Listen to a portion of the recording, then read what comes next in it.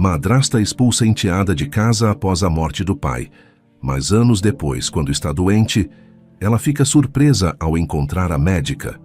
Aos 16 anos, o mundo de Ana Clara ruiu com a mesma rapidez com que a tampa do caixão de seu pai, Fernando, foi fechada. O baque surdo da madeira selando seu destino ecoou por semanas em seus ouvidos, um prelúdio para a tempestade que se formava sob o olhar gélido de Raquel, sua madrasta. Fernando fora um homem gentil, um engenheiro que via poesia nas estruturas e que amava a filha com uma dedicação silenciosa, tentando preencher o vazio deixado pela mãe de Ana Clara, falecida quando a menina era apenas um bebê.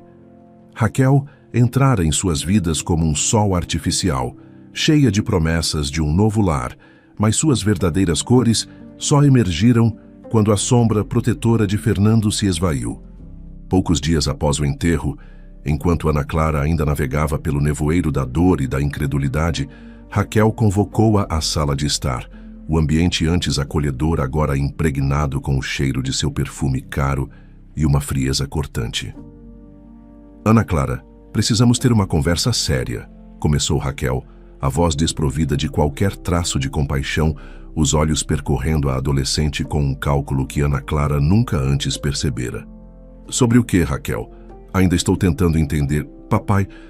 Seu pai se foi, interrompeu Raquel, a frase caindo como uma laje, e a vida continua, principalmente a minha.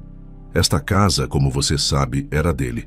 Agora, com algumas pendências financeiras que ele deixou e o fato de que você já é praticamente uma mocinha capaz de se virar, Ana Clara sentiu um calafrio percorrer sua espinha. O que você quer dizer com isso? Quero dizer, querida, e a palavra soou como um insulto, que não há mais espaço para você aqui.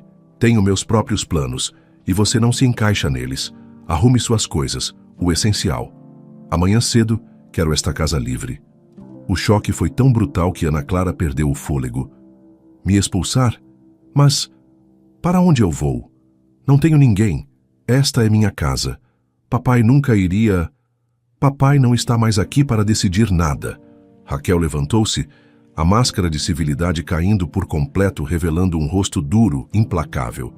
A casa será vendida para cobrir dívidas, e você é um estorvo, um lembrete constante. Pegue o que puder carregar e suma. Considere-se com sorte por eu não chamar o conselho tutelar para te enfiar num daqueles abrigos nojentos.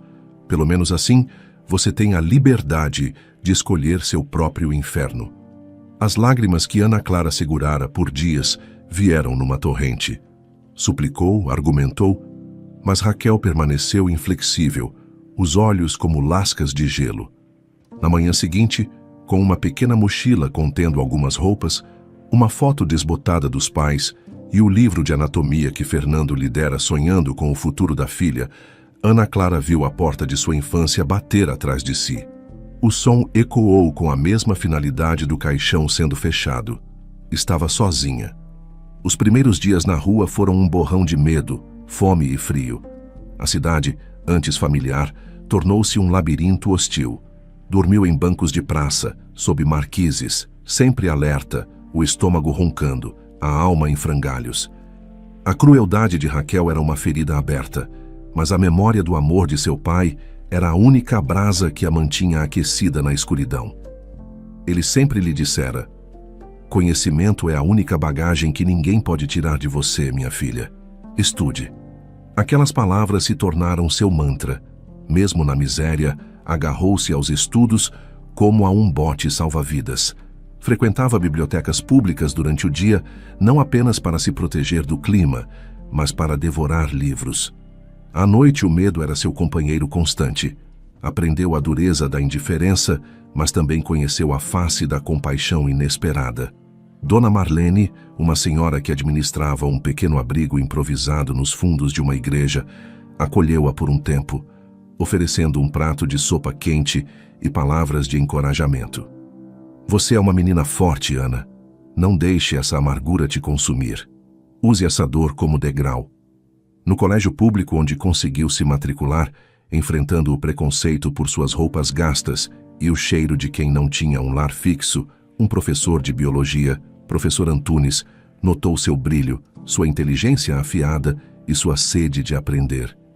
Ele se tornou um mentor, ajudando-a com material escolar, incentivando-a a não desistir do sonho de cursar medicina, um sonho que parecia uma galáxia distante de sua realidade. Enquanto Ana Clara lutava por cada migalha de esperança e oportunidade, Raquel vivia uma vida de aparências.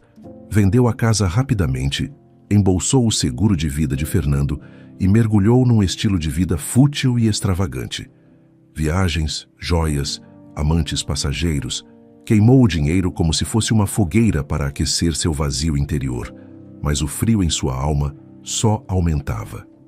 Más decisões financeiras, investimentos arriscados e a inevitável solidão que acompanha o egoísmo começaram a tecer sua derrocada. Anos se passaram, anos de noites mal dormidas em alojamentos estudantis, de trabalhos de meio período para pagar os custos mínimos, de uma dedicação quase monástica aos estudos. Ana Clara, com o apoio de bolsas e a ajuda de pessoas como Dona Marlene e Professor Antunes, que nunca a abandonaram, formou-se em medicina com honras. Sua residência em cirurgia geral, num dos maiores hospitais públicos do país, foi extenuante, mas cada vida que ajudava a salvar era uma reafirmação de seu propósito. Especializou-se em cirurgias oncológicas complexas, tornando-se conhecida por sua mão firme, seu raciocínio rápido e uma compaixão que muitos médicos experientes pareciam ter perdido pelo caminho. A doutora Ana Clara Gomes era uma estrela em ascensão, respeitada por colegas e amada por pacientes. As cicatrizes do passado estavam lá, profundas, mas ela as transformara em força. Numa noite de plantão particularmente caótica, a sirene de uma ambulância soou mais urgente do que o habitual. Uma paciente dera entrada na emergência em estado crítico, uma mulher de meia idade, encontrada desacordada em um apartamento minúsculo e insalubre, com sinais de desnutrição severa e uma massa abdominal palpável. Estava pálida, emaciada. Os cabelos antes tingidos de um loiro vibrante agora eram uma mistura rala de fios brancos e amarelados. Não portava documentos, apenas um nome anotado num pedaço de papel amassado no bolso do casaco puído. Raquel Lins. A equipe de emergência lutava para estabilizá-la. Exames preliminares indicavam um tumor agressivo, possivelmente já com metástases obstruindo órgãos vitais. Precisava de uma cirurgia de emergência, de altíssimo risco. A doutora Ana Clara Gomes foi chamada. Ao entrar na sala de trauma, o cheiro familiar de antisséptico e a tensão no ar a envolveram. Aproximou-se da maca, os olhos treinados percorrendo os monitores, o prontuário improvisado. Então, seu olhar pousou no rosto da paciente. O tempo e a doença haviam sido cruéis, mas certos traços. A curva do nariz, o formato dos lábios agora finos e azulados, uma familiaridade incômoda, um eco distante de um pesadelo antigo. Qual o nome dela? Perguntou Ana Clara ao residente. A voz profissional, mas com uma nova aresta. Raquel Lins, doutora. Chegou há pouco, encontrada por vizinhos. Estado gravíssimo. Tumor abdominal extenso, provável obstrução intestinal e choque hipovolêmico. Precisamos decidir o procedimento agora. Raquel Lins. O nome atingiu Ana Clara como um soco no estômago. O ar lhe faltou por um instante. Olhou novamente para o rosto devastado na maca. Era ela, a mulher que destruíra sua adolescência, que a atirara à própria sorte sem um pingo de remorso. Ali estava Raquel, ironicamente, à mercê de suas mãos. Um turbilhão de emoções a assaltou. A dor da perda do pai, a humilhação da expulsão, as noites de fome e medo, tudo voltou com uma vividez aterradora. Uma parte sombria dela, uma parte que ela mal sabia que existia, sussurrou palavras de vingança, de justiça poética. Deixá-la sofrer, deixá-la morrer, seria tão fácil.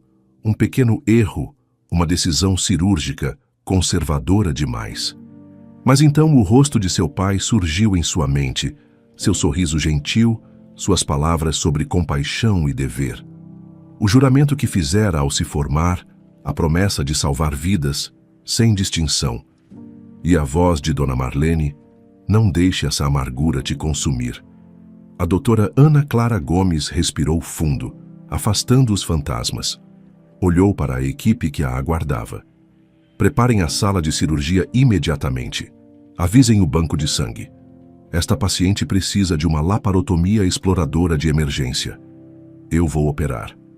Seu residente a olhou, surpreso com a rapidez da decisão e a carga de autoridade em sua voz. Doutora, o caso é quase sem esperança.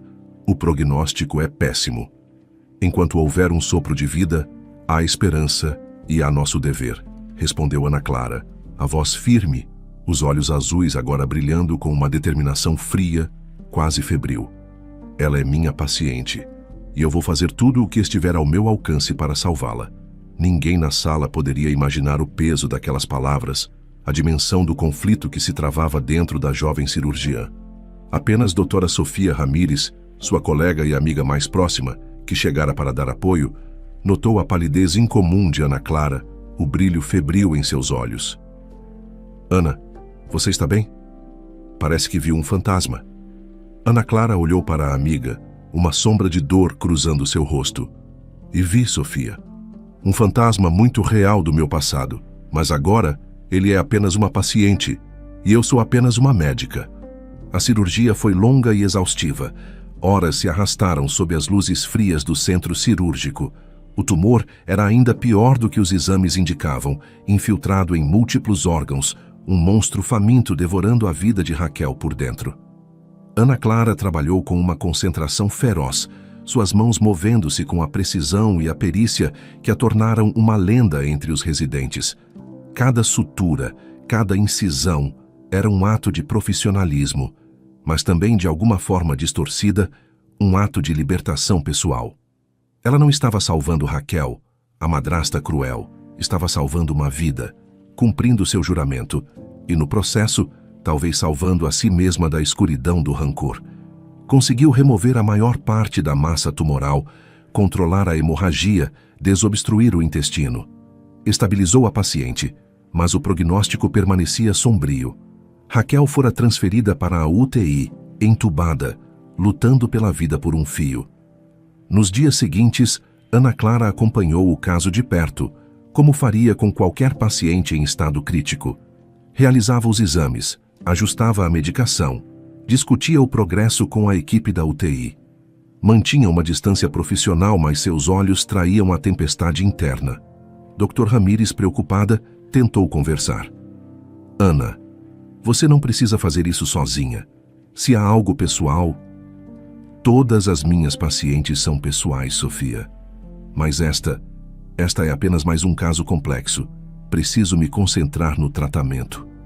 Raquel, lentamente, começou a apresentar sinais de melhora. Foi estubada, transferida para um quarto na enfermaria.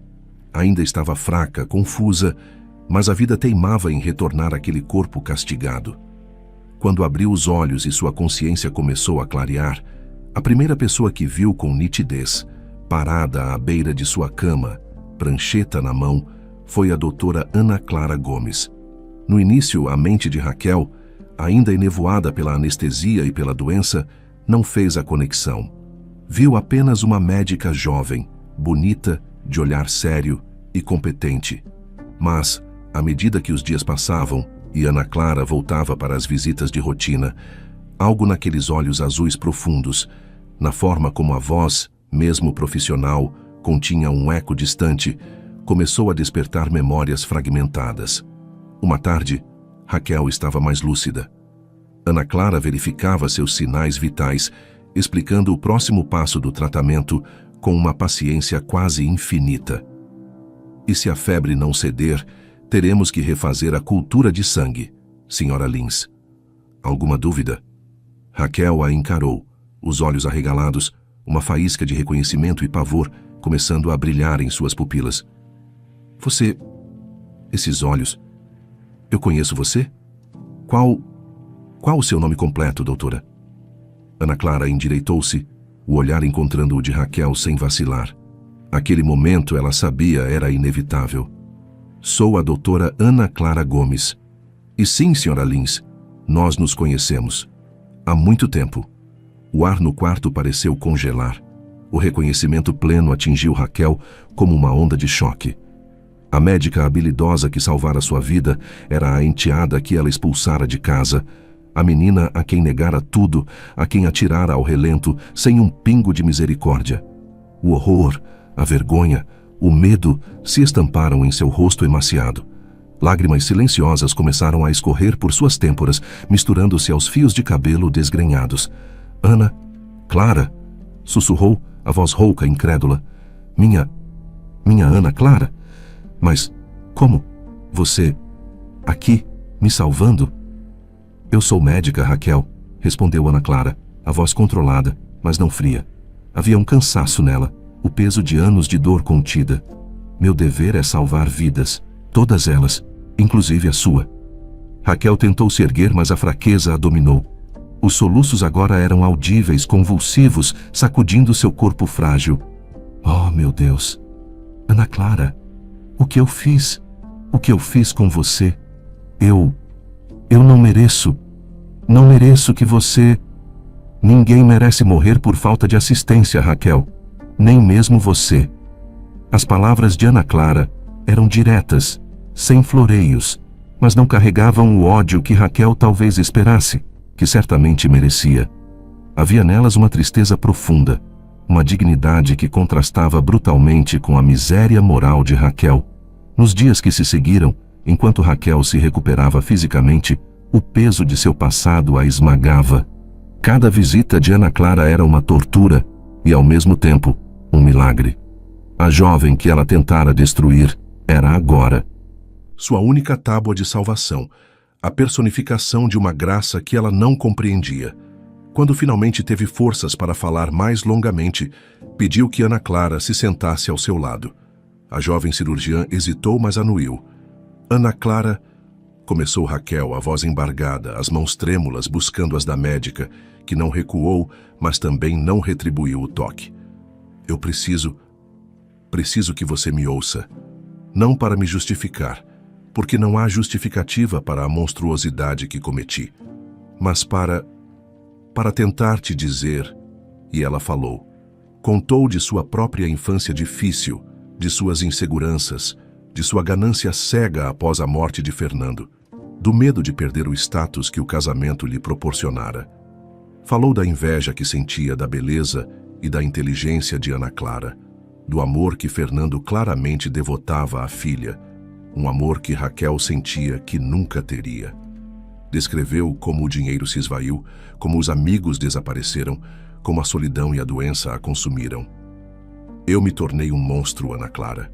Fui cruel, egoísta, desumana. Tirei tudo de você, seu lar, sua segurança, sua inocência. E todos esses anos eu tentei não pensar, tentei afogar a culpa em coisas vazias. Mas ela sempre voltava. E agora você está aqui. E me salvou. Depois de tudo. As lágrimas de Raquel eram de uma agonia genuína, um arrependimento que parecia vir do fundo de uma alma devastada. Eu sei que um pedido de perdão é pouco, é nada perto do mal que te causei. Mas se há alguma fibra de bondade que restou em mim, ela implora. Implora pelo seu perdão, Ana Clara, mesmo que eu não o mereça. Ana Clara ouviu em silêncio, o rosto impassível, mas os olhos revelando a tempestade de emoções que se agitava dentro dela. Quando Raquel terminou, um longo silêncio pairou no quarto, quebrado apenas pelos soluços da mulher mais velha. Finalmente, Ana Clara falou, a voz baixa, mas firme. Raquel, o que você me fez destruiu uma parte de mim, marcou minha vida de formas que você nunca vai entender completamente. As noites de medo, a fome, a humilhação, isso não se apaga. Eu carreguei esse peso por muito tempo e odiei você. Com todas as minhas forças, eu odiei você.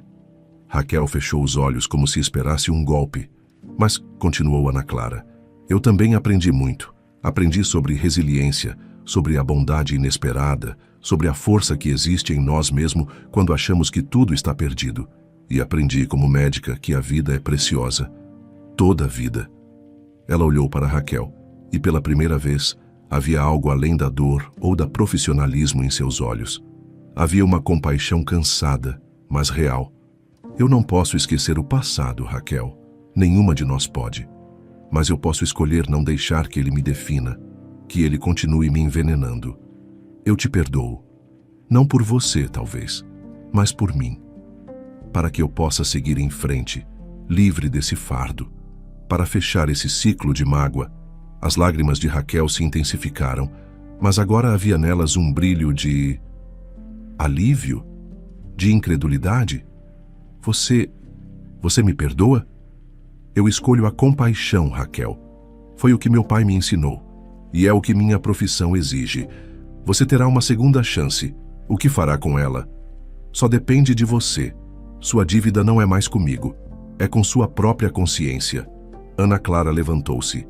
Sua jornada ali, naquele quarto, com aquele fantasma do passado, chegara ao fim. Nos meses seguintes, Raquel se recuperou lentamente. A doença deixara sequelas, mas ela estava viva. Sem dinheiro, sem amigos, sem luxo. Apenas com o peso de suas memórias e a lembrança da enteada que, em vez de vingança, lhe oferecera a vida. Dizem que passou o resto de seus dias tentando, de alguma forma, reparar seus erros, fazendo pequenos trabalhos voluntários, vivendo com simplicidade, buscando uma redenção tardia. Ana Clara continuou sua brilhante carreira, salvando muitas outras vidas. A experiência com Raquel a transformara de maneiras sutis. A compaixão, que sempre fora sua marca, tornou-se ainda mais profunda, mais testada, mais verdadeira. Ela não se esquecera do sofrimento, mas ele não a definia mais. O ciclo de mágoas fora, enfim, encerrado, não com o estrondo da vingança, mas com o silêncio poderoso do perdão. E ao olhar para o futuro, a doutora Ana Clara Gomes sabia que, apesar de todas as cicatrizes, seu coração estava finalmente em paz.